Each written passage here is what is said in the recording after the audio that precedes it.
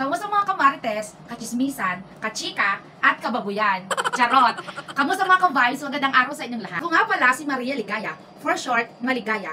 For long, Maria Ligayang mahilig sa ligaya. Ngayong araw, nagising na lang ako na parang gusto ko nang maging content creator. Kasi nga, vlogger na ang lahat. Eh ako na lang yata ang hindi.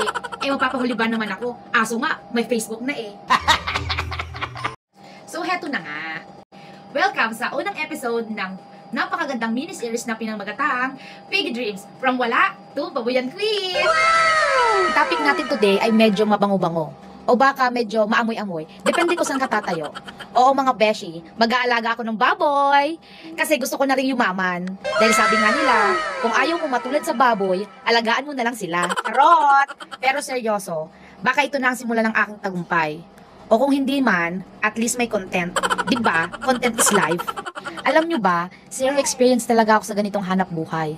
As in, ang pinakamalapit ko na sa baboy ay tuwing may lechon sa fiesta. Pero push pa rin, kasi may mga kaibigan naman akong marunong. Hindi lang sa babuyan, kundi pati sa buhay. Char! Siyempre, document ko lahat dito sa vlog na to.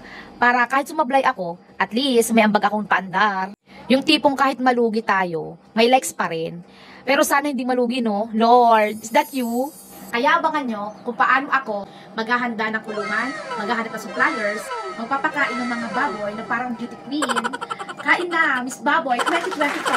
At syempre, kung paano ko pagsasabayin ang pag-aalaga ng baboy at pag-aalaga sa sarili kong mental health. Woo! So, ayan na muna ang intro ko. Like, comment, and share kung gusto mong makita kung paano ako malugi. Hoy, hindi! Kaya man to!